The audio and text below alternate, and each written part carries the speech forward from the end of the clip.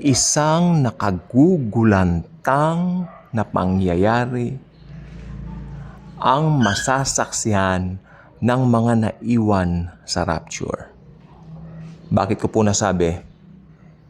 Alam niyo po ba, kapag ka nag-rapture, pagka dinagit na po tayo ng Panginoong Jesucristo, yung mga pilotong born again mawawala sa eroplano. Babagsak ang eroplanong yon. Yung nagmamaneho ng train, mawawala ng driver. Babagsak o babangga, madidiskaril. Yan po ang tamang term, di ba? Yung train, especially sa daan, yung mga nagmamaneho ng bus, ng mga cars, marami pong born again noon, nagmamaneho sila. Magbabanggaan yan. At syempre, milyon-milyong mga tao sa buong sangkalupaan, sa buong mundo, mawawala po sila sa isang iglap. Anong sabi ng Biblia? In the twinkling of an eye. Amen? Amen. And then, magugulantang ang buong mundo. Siyempre, they are clueless. But, makinig pong mabuti sa akin, importante po to, meron pong mga tao na naiwan na meron silang maaalala. Teka, may sinasabi sila dati. Halimbawa, namatay Halimbawa, na-rapture yung kanyang kapatid. Tapos siya, naiwan siya. May sinasabi dati yung kuya ko tungkol dito sa rapture na ito. Pero hindi ko alam yun. And then they will begin to search. They will begin to search the Bible. Yan na. Kaya sabi ko, pagdating po ng time na yon, marami pong maboborn again din. Marami rin pong makakakilala sa Lord. Pero, malungkot lang kasi hindi na po dugo ni Jesus ang pangtubos sa kanila. Ang pangtubos po ngayon sa kanila ay sarili na po nilang dugo. Dahil tapos na po yung church age. Amen? Amen. And then, mangyayari po niyan, kapag ka nangyari na po yon, syempre, nagkaroon po ng kaguluhan sa buong mundo. Malalaking bansa, nagtataka nasaan ang milyong-milyong mga tao. Nawala sila.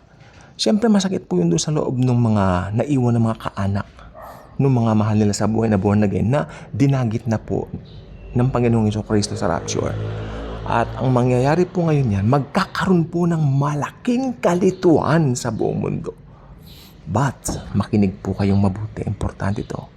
But, sa gitna ng turmoil, sa gitna ng gulo, sa gitna ng kawalan ng pag-asa ng mga taong yan, may lilitaw na isang tao mula sa UN.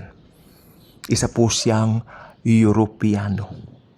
Isa siyang politika. Very charming, very charismatic. Siya po ang Antichrist.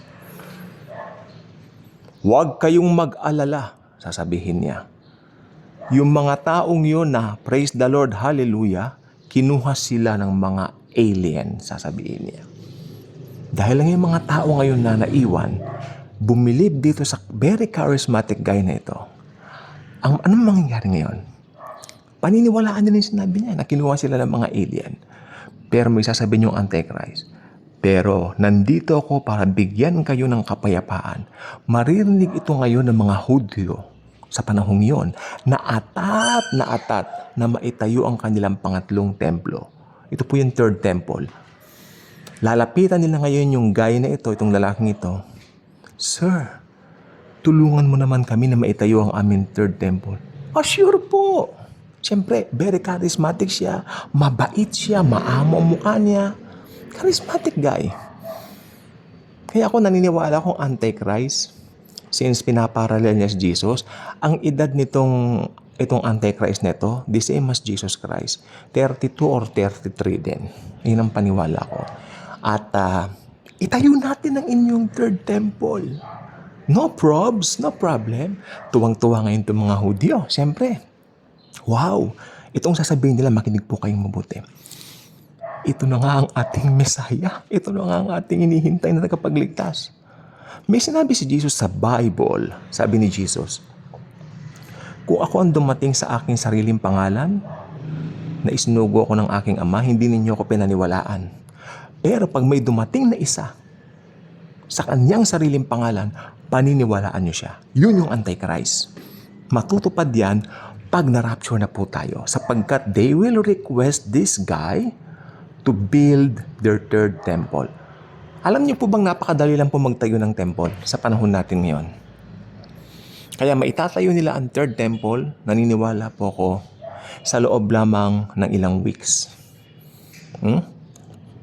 At pag naitayo na po nila yan, since nakahanda na po yung mga red hyper and all that, makakapagsagawa na po sila ng offering nila. Tandaan po ninyo, ang third temple po na itatayo ay hindi po akma sa kalooban ng Panginoong Jesucristo. Amen? Pero, itatayo po yun sa kagustuhan ng mga Hudyo.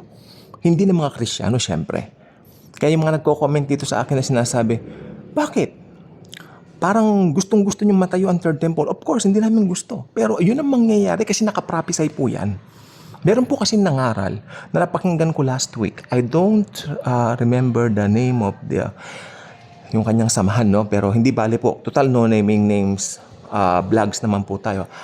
Sabi niya, hindi siya naniniwala na itatayo ang third temple. Hindi itatayo ang third temple sapagkat kalapastanganan yan. Itong mga Kristiyanong iba nagsasabi may third temple. Sabi niya ganon. Nilalapastangan nila ang Diyos kasi naniniwala sila may third temple. Opo, naniniwala po kami na magtatayo ng third temple na literal kasi inihula ng Biblia. Pero hindi namin gusto yun. Ang may gusto noon yung mga Hudyo na maitayo ang kanilang third temple. Dahil for them, hindi naman sila naniniwala na si Jesus ang kanilang tagapagligtas o Messiah. Okay? Ang Messiah pong term, ibig sabihin po tagapagligtas. At ang may konsepto lamang po na bansa na Messiah ay ang bansang Israel. Amen? Amen. Kaya, since maniniwala sila na yun ang kanilang Messiah, they will request that guy to build their third temple. Literally, the third temple. Itatayo po niyan. At pag natayo na po yan, that's it. Believe na believe ang mundo sa Antikristo. Believe na believe ang mundo. Pag samasamahin mo man ang kasikatan ni Elvis, ni Taylor Swift, ng Beatles, Tina Turner, ano pa, Mick Jagger, Janis Joplin, John Lennon, the Beatles, my favorite of course. Pag samasamahin mo man, isama mo pa ang paborito kong The Bee Gees, pinapakinggan ko kanina ang The Bee Gees, Saturday Night Fever, I love it really. Pag samasamahin mo man lahat ng yan, maniwala kayo sa akin, hindi man lang aabot sa 1/4 ng kasikatan ng Antikristo. Alam niyo po ba kung bakit? Dahil ang Antikristo po, taglay niya ang kapangyarihan ni Satanas na Diablo. Personified siya ni Satanas. Tutulungan siya ni Satanas sa lahat ng bagay, sa lahat ng anggulo. Pero, ito pong gusto ko pong sabihin sa inyo, hindi po maglalas yan. Sapagkat after 3.5 years, sabi ng Biblia, ipapatigil niya yung mga sacrifices doon. Basahin niyo po sa Daniel chapter 9. Ipapatigil niya. Tigil na yan. Magugulat ngayon yung mga Hudyo. Bakit kaya pinatigil niya? Kung ano man ang pangalan niya, siyempre hindi na po natin naabutan ang pangalan niya kasi iniakyat na po tayo sa langit ng Panginoong Hesus, ni-rapture na po tayo. Ba't kaya ipinatigil ni Blank yung pagpapa-offer, no?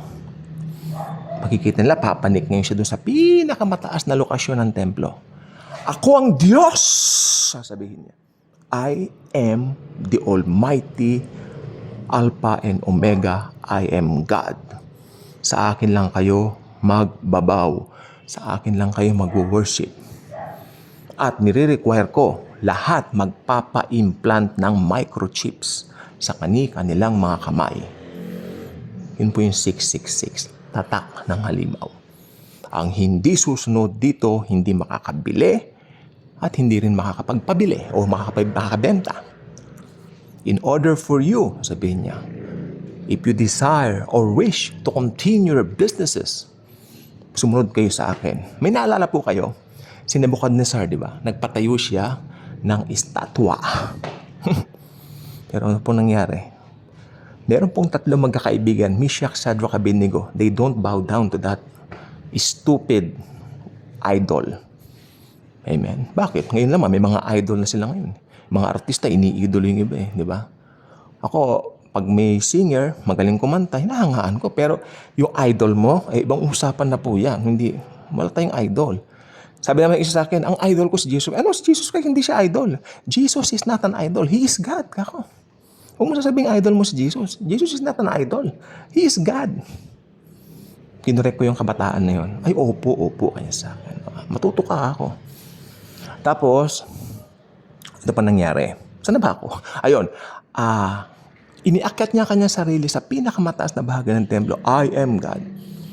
Pero may mga hindi susunod sa kanya tulad ni Meshach, Shadrach, Abednego. It represents those people na magtatago ngayon. Alam niyo yung kanilang tataguan na lugar, yung Petras, sapagkat yun po ang pinakamalapit na kabundukan na bulbundukin sa Israel. Napuntahan po yan ng aking mga kamag-anak sa Israel. Hindi po ako nakasama noon kasi ewan ko po ba, nagka-problema po yung nagka-problema po yung passport ko.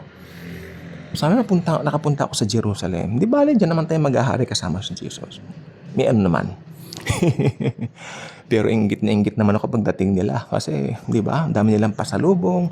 Nagbigay pa sa akin ng mga stones galing sa Jerusalem. May pictures sa Petras. Fine. Makikita rin po natin ang pagdating ng panahon, pagdating ng araw. So, doon magtatago ang mga, ang mga Jews during that time. Kasi ipapatugis sila ng Antikristo kung hindi sila magpapatatak. Lahat ng tao sa mundo ipapatugis niya. Madali niya madedetect yan sapagkat during that time, mas mataas na po ang tinatawag na technology ng mundo. Okay? Pero hindi magtatagal ang kanyang kasakiman o ang kanyang kasamaan. Darating na si Lord Jesus, second coming na po after 7 years. Kasama po tayo sa likod niya, sasabihin niya sa Antichrist.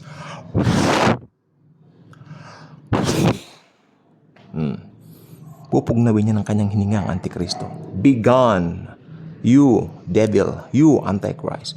Mamamatay ang Antichrist at itatapon sila saan? Sa Gehenna. Sila po ang buena mano ng Gehenna. Yung false prophet and the Antichrist himself. So ayan po ang mangyayari right after the rapture. Magkakaroon ng kaguluhan sa buong mundo. What happened? Bakit nawala ang mga mahal natin sa buhay? Then they will realize immediately, they're telling us something. Doon nandito pa sila na may rapture, ganun bla bla bla. Then, doon pa lang sila magtutuon ng pansin sa mga bagay na yaan. Which is sad. Sad movies. Di ba? But doon pa, why not now? But if you wish not to be left out sa rapture, gusto mo magdasal ngayon ng simple prayer to receive Jesus as your very own personal Lord and Savior. If the answer is yes, coming from your heart, I will lead you sa dasal na ito. Lord Jesus, I know that I am a sinner. Please forgive me of all my sins. I invite you into my heart right now. Be my Lord and my Savior. And I believe in your finished work on the cross 2,000 years ago that you died for me, gave yourself for me. And right now, thank you, Lord Jesus, for indwelling me, the Holy Spirit, the third person of the Trinity. Thank you, God the Father, for your love and care. Thank you, God the Son, the Lord Jesus Christ, who died for my sins. And thank you, Holy Spirit, for sealing me the seal of ownership. From now on, be the driver and the pilot of my life. In Jesus' mighty name, amen. If you pray that simple prayer, I believe you got born again. You got saved. Start reading God's Word. Start reading the Bible. Share the gospel of the Lord Jesus Christ. Share His love. Share His anointing, unlimited grace towards other people, na especially mga alam nyong unsaved pa rin. Okay? So, congratulations. If the prayer is coming from your heart, I would like to congratulate you. I would like to tell you right now that you are now, yes, kabilang ka na. You are now part of God's family. Congratulations. Ito ang pamilya na forever and ever hindi mawawala at hindi mawawala kailanman sapagkat we have only